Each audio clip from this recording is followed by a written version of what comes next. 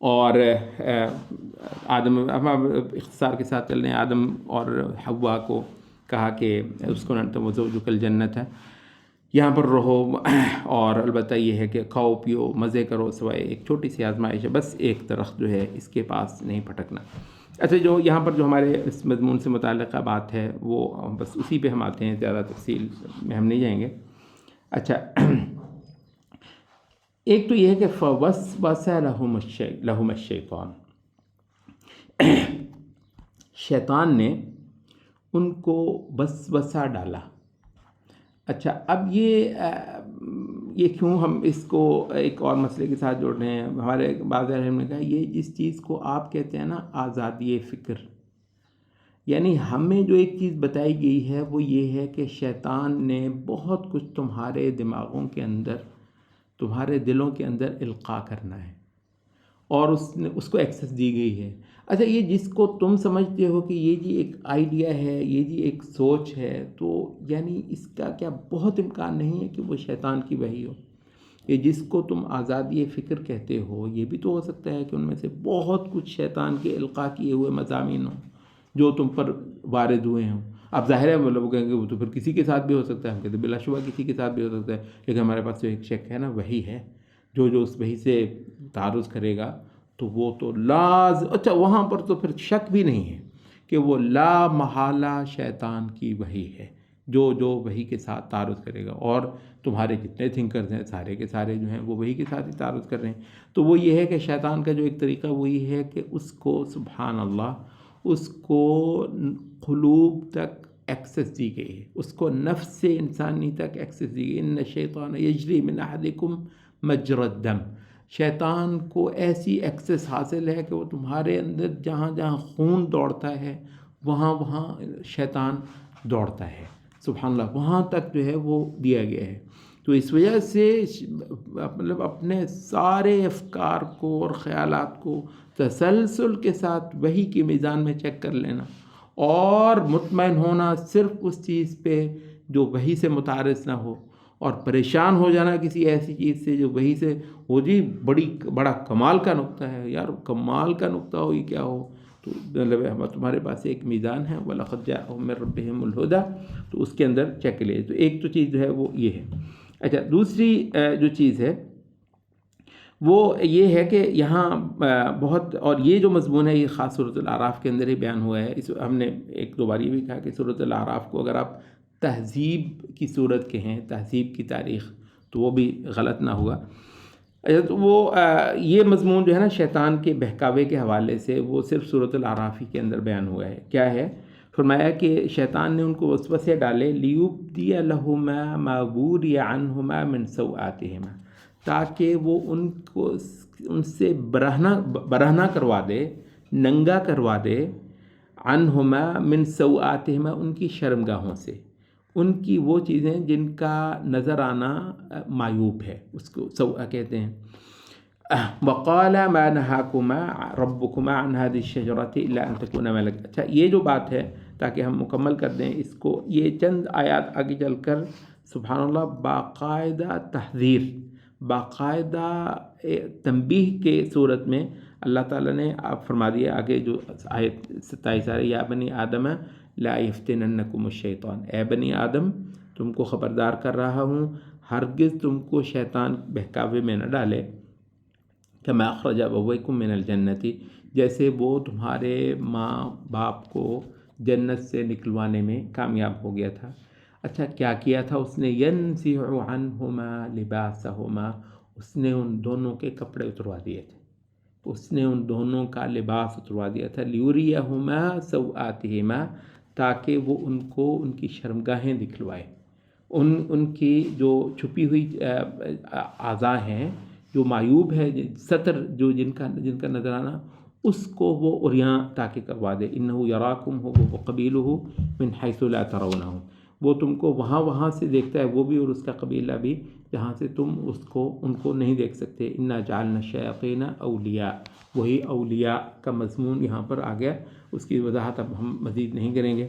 بلا شبہ ہم نے شیطانوں کو اولیاء بنا دیا ہے للذین لا یؤمنون، ایمان نہ لانے والوں کے جو معاملات ہیں نا جو پھر جس کی مٹھی میں چلے جاتے ہیں وہ پھر شیاطین ہوتے ہیں، شیطانوں کی مٹھی میں ہیں ایمان نہ لانے والوں کے امور۔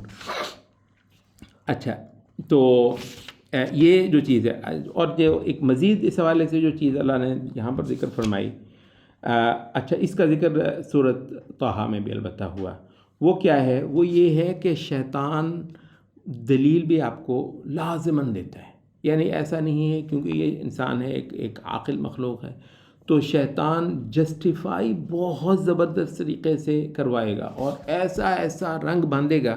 اچھا یہاں پر کیا کہا ہے اس نے؟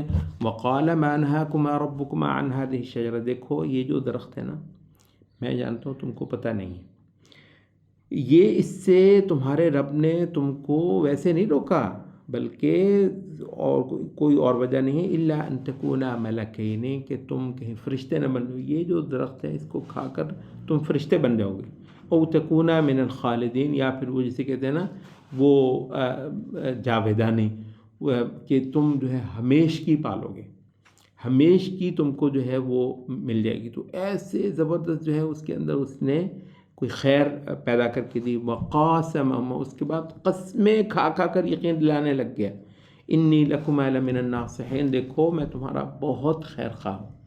تو اب یہ مطلب آپ یہ دیکھیے کہ دنیا کا کوئی جو ہے وہ انبیاء سے، رسالتوں سے ٹکرانے والا نظریہ نہیں ہوگا جس نے انسانیت کو سب سے پہلے اپنی ہمدردی کا یقین نہ دلایا ہو۔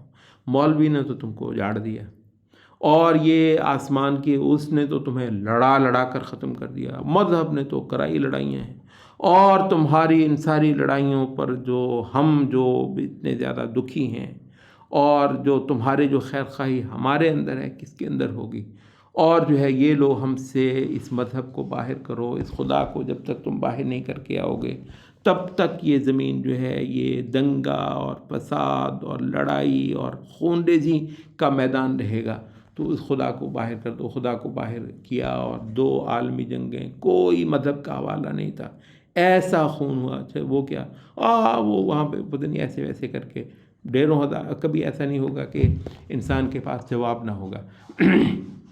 وَكَانَ الْإِنسَانُ أَكْثَرَ شَيْءٍ جَدَلًا، تو بہت بحث کرنی بہت آتی ہے، اللہ تعالیٰ نے ایسی مخلوق اس کو پیدا کیا ہے، بحث بہت ہے، لیکن پوائنٹ کیا ہے؟ وہ یہ ہے کہ یعنی رسالت جو کہ نری رحمت ہے، اللہ کی طرف سے آئی ہوئی ہدایت اور کتاب، اس سے بڑی کوئی رحمت نہیں، اس سے بڑا کوئی احسان نہیں ہے۔ لقد من اللہ علی المؤمنین اذ بعث فیہم رسولا من انفسہم، اچھا ایسی بڑی رحمت کو کہنا کہ یہ دیکھو یہ تو تم پر عذاب ہے، یہ تو تم پر مصیبت ہے، اور اس مصیبت سے تمہاری ہم جان چھڑوانے کے لیے ہلکان ہو رہے ہیں، اور جو ہے نا ہمدردی۔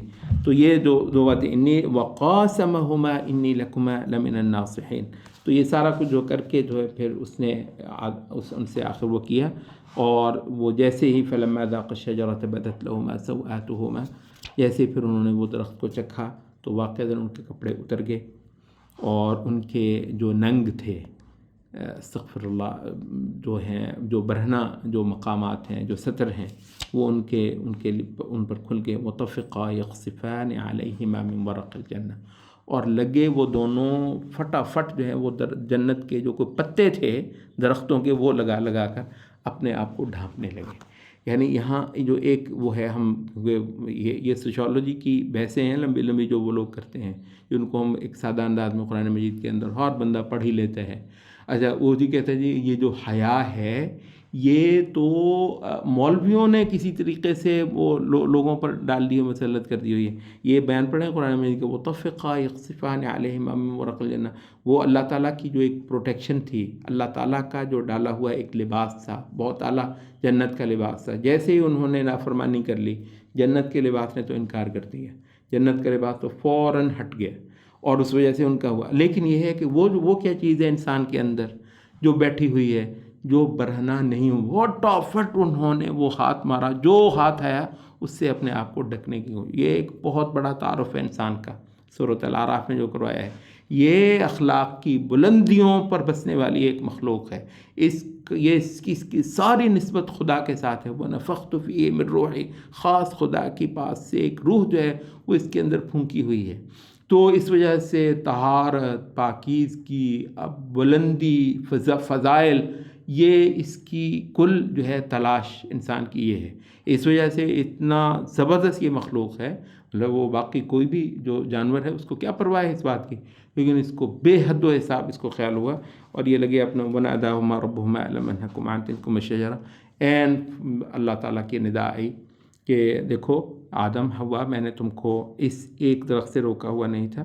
وَأَقُلْ لَكُمَا إِنَّ الشَّيْطَانَ لَكُمَا عَدُوٌّ مُّبِينٌ، میں نے تم کو سمجھایا نہیں تھا کہ شیطان، یہ بدبخت اس کی مان لی، یہ تو سراسر جو ہے وہ تمہارا دشمن ہے. اور یہاں پر انہوں نے جو ہے وہ اپنا اعتذار پیش کیا. قال ربنا ظلمنا، یہ ہمیں بتایا گیا ہے کہ یہ دراصل اللہ تعالیٰ نے ہی ان کو الہام کیا تھا، اور اللہ ہی کے الہام سے انسان نے توبہ کی، انسان نے استغفار کیا.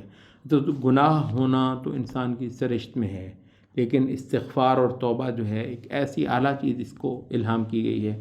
تو خدایا ہم نے اپنی جانوں پر ظلم کر لیا، اب اگر تو نے ہم کو نہ بخشا اور خدایا تو نے ہم پر ترس نہ کیا تو خدایا ہم تو تباہ، برباد اور ہلاک ہیں.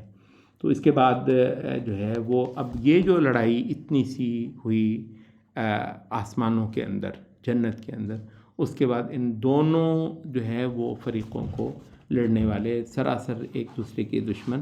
قال اهبطوا بعضكم لبعض عدو، جاؤ اب چلے جاؤ نیچے اترو، اور تمہارا جو سب سے بڑی پہچان ہے، سب سے بڑا ریفرنس ہے وہ یہ ہے کہ تمہاری اب عداوت ہے. وَلَكُمْ فِي الْأَرْضِ مُسْتَقَرٌّ وَمَتَاعٌ إِلَىٰ حِينٍ، زمین میں اب یہ ہے کہ ایک عرصہ تم کو رہ کر تو آگے جانا ہوگا. زمین ایک مستقر ہے، یعنی کچھ دیر کے لیے یہ پڑاؤ ہے. وہ متاعن کہتے ہیں کہ ایک استعمال کی چیز جو کچھ دیر کے بعد جو ہے وہ آدمی کے پاس نہ رہے، یہ ہے. وہ قال فیہا تحیون، اب یہیں پر تمہارا جینا ہے. وہ فیہا تموتون، اور یہیں پر تمہارا مرنا ہے. ومنہا تخرجون، اور اب اسی زمین سے تم کو اٹھایا جائے گا. یعنی اب سارا رول، سارا کردار جو ہے وہ اس زمین کے اندر ہے. جنت بھی اب ملنی ہے تو اس زمین کے اندر کچھ کر کے تو ملنی ہے.